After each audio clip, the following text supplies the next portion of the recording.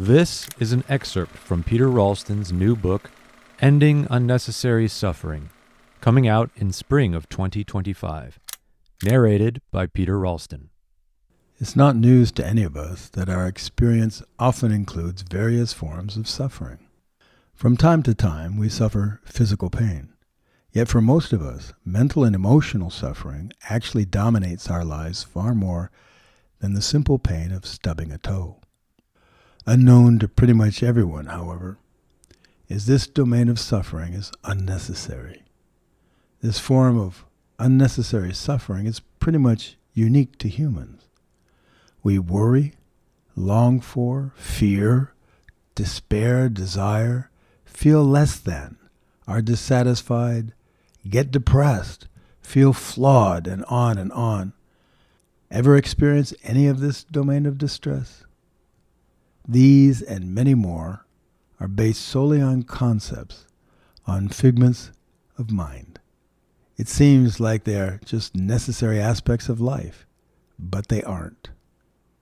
To get a better handle on how much suffering we create solely through conceptualization, notice rabbits don't experience this form of suffering at all. They have no idea that there could be more to life, or that it's possible to have any other experience than what they're having. Notice they don't suffer much of what we suffer. Because of our automatic and natural arrogance that humans are so much better than all the lower creatures, we overlook a significant flaw in the makeup of our own experience. These simpler creatures don't worry or fret like we do, or fear the future, or crave anything not available. They don't imagine that they are somehow flawed or less than they should be. Have you ever seen a three-legged dog? They don't seem to have any disturbance at all because of it.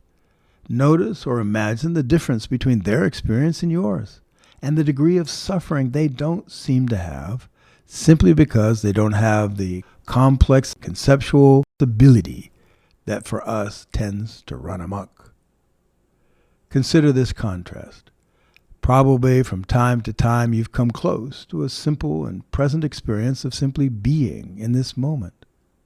I suspect you enjoyed that experience. So why devote so much time and effort to the plethora of activities that create so much unnecessary suffering? Obviously, because it doesn't seem to be in your hands. But this book changes all that and helps put you in the driver's seat. In order to do that, however, you need to understand how your mind works so that you can free yourself from the automatic programming and habits that create this suffering. You need to experience that all these forms of distress are something you are doing and not imposed upon you against your will. This perspective is not the norm. Almost everyone thinks suffering is imposed upon them and not something they are generating. But once you experience what's true in this matter, you can stop doing what causes suffering, and it won't occur. Sound too good to be true? I sometimes use an analogy that may not be the best, but it makes the point. Through an impulse created by our greed, if we reach for a diamond resting on the bottom of a bucket of boiling water, we will experience a lot of pain. But as long as we don't connect the pain with our actions, we will continue to stick our hand into boiling water. This might seem a bit obscure, but the point is, we're actually doing stuff that creates our suffering. We don't have to do it. But not doing it requires that we become aware of what we are doing and that we are doing it. It isn't at all impossible, but it does require seriously challenging overlooked assumptions and ignorance. Every book I have written has had the same purpose, and that is to transform the experience of the reader in some way. It is not to convince them of some belief system, or to pass on some intellectual knowledge, or to entertain.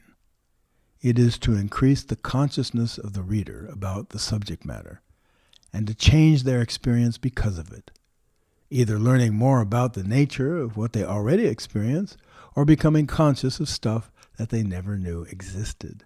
That's my job. Given I've done my job, that's what will happen. Given I've done my job, however, increasing consciousness and changing your experience is up to you.